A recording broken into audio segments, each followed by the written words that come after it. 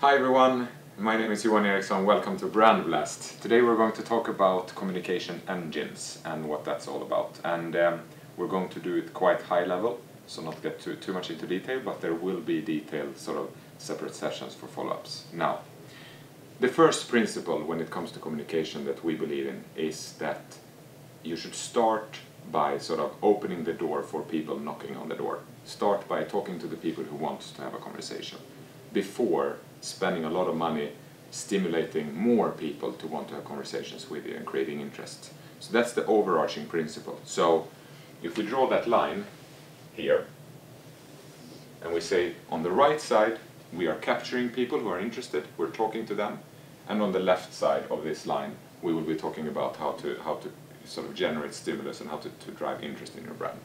But starting off by capturing people who are interested in what you want to have a conversation about. And finding those people. We believe that a good way to find those people is by using media that delivers on two criteria. One, you can skip them, i.e. not engage with them if you're not interested. And two, if you skip them as an advertiser you don't pay anything, because otherwise it won't be long-term sustainable to sort of be always on and capture people. So, if starting off with finding the right people, here we would add, for example, owned media, hugely important for many companies. So it can be your website, apps, mobile sites, services that you have that exists online, etc. All the owned assets that you have, because you don't pay anything for them, because people can choose to go to your websites, they can choose to download your app. It qualifies for this column. You also have things such as, naturally Google and YouTube search.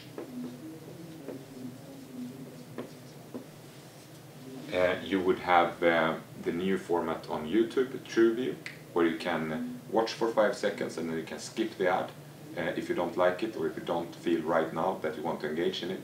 And the advertiser doesn't pay until you've seen 30 seconds or more. So YouTube TrueView would qualify. You would also have engagement ads, i.e. banner ads, where you don't pay anything for the banner to be there, but it's if people choose to engage that you pay. And the principle that ties these types of media together is, of course, that if people choose to search for, buy a TV, they are probably more receptive to communication about TVs than someone who randomly is 32 years old, male, living in a big city. So all of these media sort of captures the people who are really interested. At the second stage, what we want to do is we want to understand what they are looking to do. So we want to primarily understand if they are looking to buy or if they are not yet ready to buy. And what do we do with these two different types of people? Well, if they are ready to buy, probably needless to say almost, but we want to make it as easy and fast as possible for them to buy what they are really looking to buy. And also, of course, look to sell services around that, what they're looking to buy, of course, to drive profitability. But, so we do a big leap from here to buy. So, if they're ready to buy, don't waste the time on explaining things further. Help them to buy, fast and simple.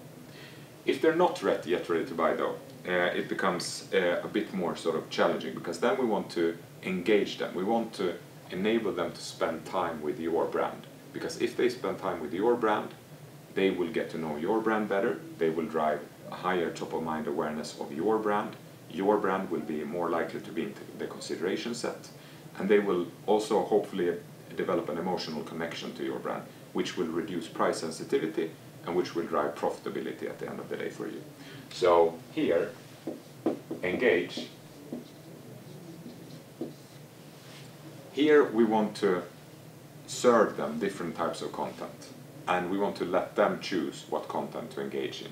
So for example, if we take the thing about televisions and we play that forward, we say, okay, are you, for example, interested in the top 10 tips from television experts on how to decide which TV to buy? And maybe you're interested in that if you are searching for buying a television. So then that would be a video coming up here that you can watch. And towards the end of that video, you need to provide them more content and more content and more content, because you don't want to be the one saying, stop, this is sort of close enough, you're getting uncomfortably close to my brand. No, I mean, you want to always enable them to consume more content, because it builds your brand and it reduces price sensitivity.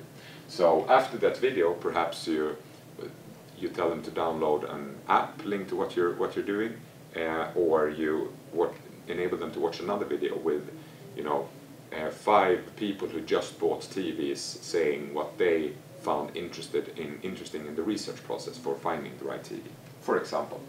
So the point here is to always enable people to consume more content, because that's good for you, and if people want to do it, let them do it. Now, in every piece of content, you need to enable them to buy, because you will not be able to guess when person A is ready to buy based on how much content they've consumed. Some people will be ready here, some people will be ready here. You don't know that. And the good thing is that you don't have to know, because you don't need to guess anymore, because all of what we're looking at right now sort of removes the guessing game from the equation, which is good.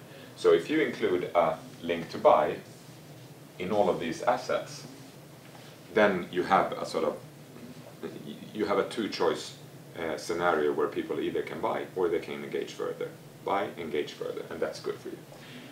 If people come here and they say, well, I'm ready to buy, they go to your buy site or they enter in store and for some reason they didn't buy, then they are probably very valuable to you, because they watched 3 videos about buying televisions and so on and so forth. At the end of the day, they didn't buy. So then you include them in remarketing, using all of the tools that you already have in the find column set out for you, and you sort of continue the journey with them. But what if they bought your competitor and you don't know that they've actually already bought? Well, if that is the case, then they won't search anymore. They won't enter your website. They won't choose to watch the next YouTube Trueview video, etc., etc. So it's a self sort of segmenting system, and that's the good thing about it.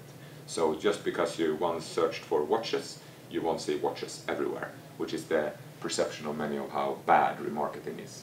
Now, this is a smarter system. If people choose to buy, then you can do a lot more with them. So here comes after sales.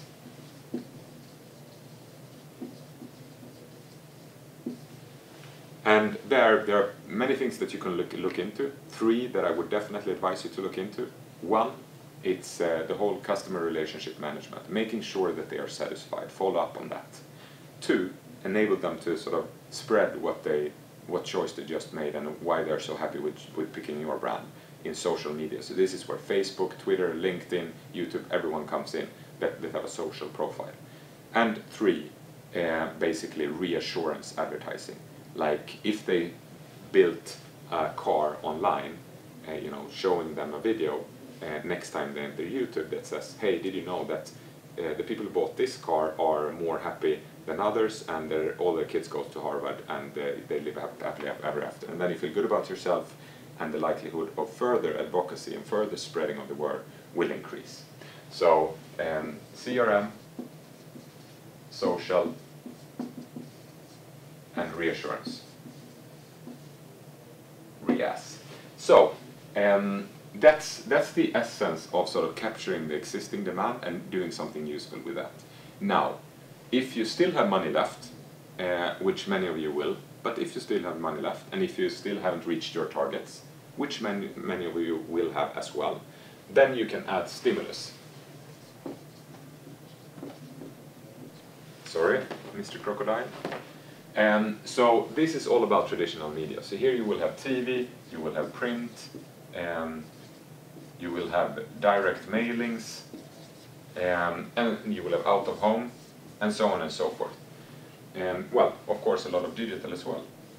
They sort of all the non-skippable media, all the media where you pay per impression fits in here, where you sort of force it down people's throats so deep that they cannot breathe.